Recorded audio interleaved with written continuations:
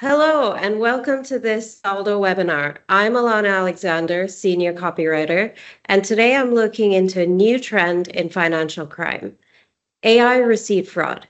Ever since ChatGPT launched its image generator in March, employees have been using the AI tool to create fake receipts for travel and entertainment expenses that never happened.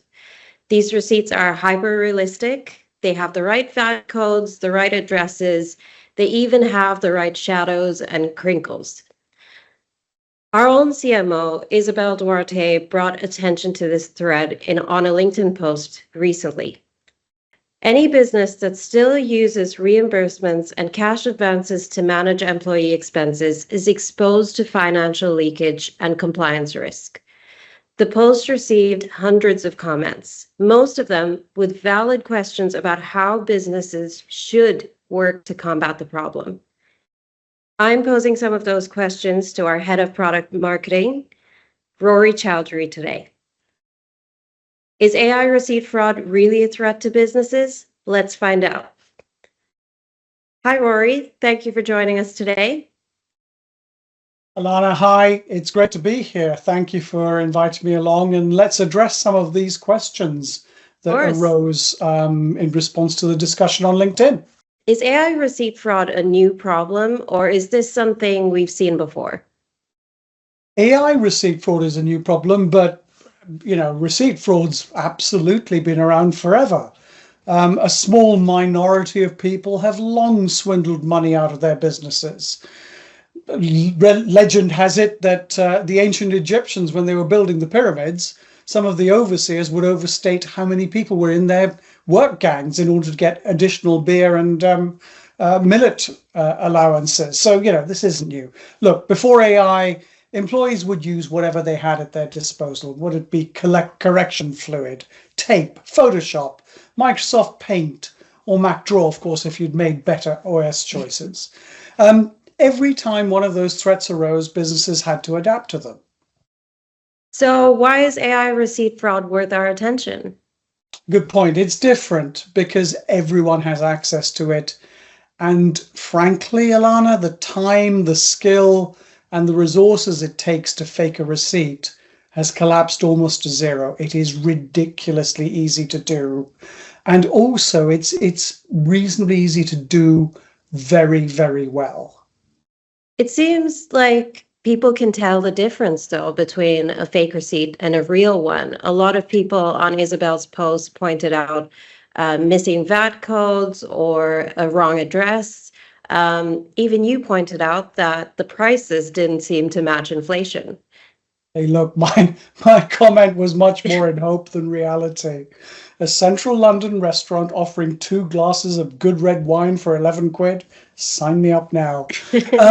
Look, seriously though, Isabel knocked that up in a few seconds. If you really want to get it right, you can fake the receipt to a level that would be very hard to tell. So put it this way. If you're the person responsible for checking the receipt, you're most likely going to be able to spot an AI fake receipt most of the time if you know you're looking for a fake. So just knowing that helps you to draw out the nuances that might otherwise slip it past. But most receipt checking staff aren't going to know that there's a fake receipt in the mix. But isn't this what finance teams are responsible for, finding things that might seem a little bit off?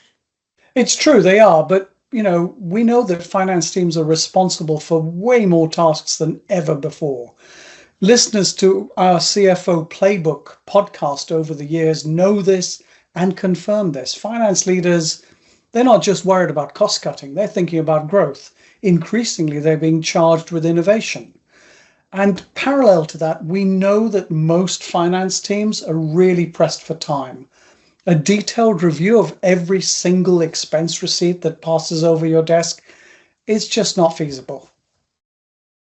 So you're saying finance teams aren't just counting pennies, they're backing big ideas, opening new doors to new markets, helping businesses face economic downturns.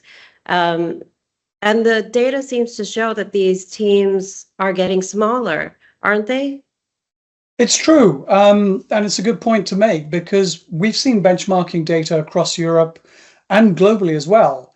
And it's showing that top performing finance organizations are operating both at much lower cost and, as you say, with far fewer staff.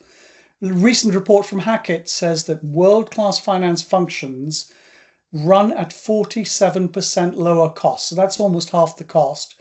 And they employ 50% fewer full-time employees than typical peers of similar size. That's a 4x difference. That makes a fundamental difference in an organization.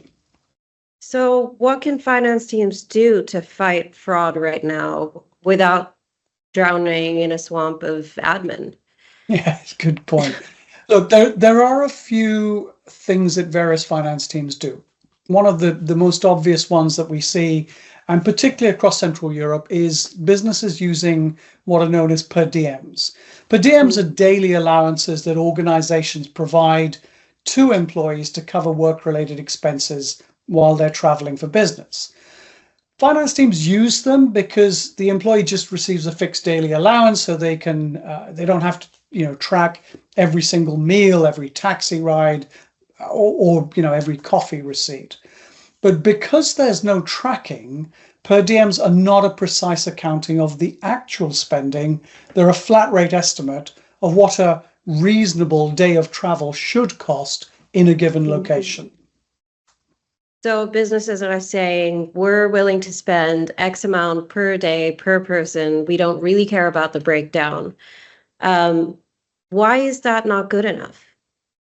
Because what businesses are saving in time, they're losing in insight.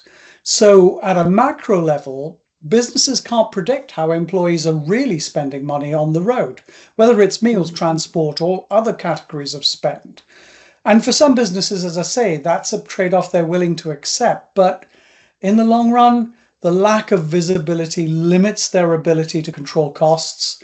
It limits their ability to negotiate better deals in particular. So, any decent-sized company will try to have deals in place with airlines or with hotel chains in order to get preferential rates and pricing. And also, it doesn't really ensure fairness across teams. So without that detail that you need from a genuine accounting of expenses, travel spend just becomes a fixed cost of doing business instead of something that teams can learn from and therefore optimize. So per diems don't give businesses enough insight into where their money is going. What about company credit cards? Credit cards can give finance teams the control they need, that's for sure, but they're often inflexible. Imagine needing a little bit more credit just to meet the cost of an emergency flight or a hotel, or to fix something on a customer site if you need to buy some spare parts. But you're at your credit limit, right? A credit adjustment is going to take days or sometimes weeks. Plus, while company cards capture spend detail, they leave finance teams with the same fundamental challenge, a mountain of receipts to reconcile and categorize. And that is the time-consuming part of this. And also, one other piece, when the company's paying the credit card bill, there's no incentive for the employee to complete expense reports on time, accurately, ensure they have all the receipts, etc.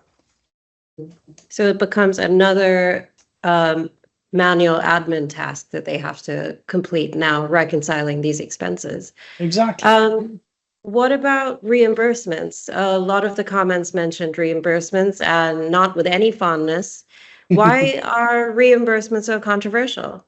Because they flip the problem onto the employee and they depend on your employee's personal credit. And that's particularly an issue with more junior level employees who may not have or may not want to mix corporate and personal credit together. And they're the ones fronting the company expenses on their personal cards, which creates real stress if claims are delayed or rejected. Not even, junior employees. I had a recent example at my last company. I was sent to a conference in the US. So I had an expensive flight on my claim. I had 6 days hotel in Austin, Texas, and, meals, etc. So the total claim was over £2,000. One of the items within the claim was a taxi receipt, which I auto-scanned using the OCR function of our expense claiming software. The expense was incurred on the 2nd of September, funnily enough, not far off where we are now, a couple of years ago. But the OCR mischaracterized it into a US date format, and it got entered into my expense receipt as the 9th of February. So the entire receipt, the entire expense claim, got rejected because one item was supposedly more than 6 months out of date, which fell foul of our expense policy. So, it was nuts. And that's just one example. I've heard so many others. It's also my credit, right? It's on my card. I'm paying it until I get the reimbursement. And the one piece that doesn't change from the finance side, the reimbursements are still just another reconciliation burden. You're still sifting through receipts, you're matching them to expense claims and chasing down errors. It's slow, it's manual, and it's demoralizing for everyone concerned. Yeah, that sounds very stressful. I think for a lot of employees that have had to deal with something like that, that must feel like a big burden. So per diems, credit cards, and reimbursements all carry hidden costs in terms of lost insight, admin burden, employee frustration. What should businesses do instead? So, don't get me wrong, Alana, they're all approaches that work, but there is a better way, right? So the fraud threat particularly highlights the weakness in all these three approaches. Businesses don't just need to stop fake receipts. They need a spend management system that gives them both control and visibility without adding to the workload. So you're not asking businesses to buy a new tool just because there's a new trend with AI. What can a spend management tool do for them? Well, let's look at what a finance team needs. And fundamentally, a finance team needs digital traceability, right? There's a need to they need to find a way to tie every transaction to a verified timestamp data trail. And it's interesting to see what's happening globally. The Italian government's taken a worldwide lead on this. And what they've done is they've mandated that every business within the entire country has to adopt digital traceability. So from the point of spend to the point of accounting through reimbursement or whatever process there is in the middle, you have to be able to track that transaction all the way. That regulation came from the need to eliminate tax fraud, but it works across the board, and it certainly helps to eliminate receipt fraud as well. So businesses could use the same mechanics with a spend management platform. Every pound or euro that's spent flows through a single system. And within that system, finance leaders can see transactions as they happen in real time if they need. Transactions are categorized automatically, so users aren't manually sorting them into whatever category of spend they've incurred. They just know where the money's going. And once you know where the money's going, you can stop the fraud before it happens. So the goal isn't simply to block fake receipts. And let's not overstate it. Fake receipts, yes, some people are going to do it. It's not a massive earth-shaking problem. It highlights a challenge with the entire expense process. So it's not about just blocking them, it's to design a process where fake receipts can't slip through in the first place. That way, finance teams focus on strategy and growth, and they're not doing detective work. So you're saying a good spend management process doesn't just safeguard against AI fraud. It's about future-proofing against whatever comes next. Exactly. Yeah. Fraud trends will evolve, but the need for control, insight, and efficiency, that stays constant. A resilient spend management system prepares you for today's risks and tomorrow's surprises. That's a strong takeaway. Finance teams need tools that keep them safe, smart, and scalable. To everyone listening, whether you're skeptical about AI-powered receipt fraud or you think this is the next big threat, we want to hear from you. Leave us a comment on LinkedIn and tell us what you think. Thank you, Rory, and thank you all for joining us. Thanks, Alana. Great to talk.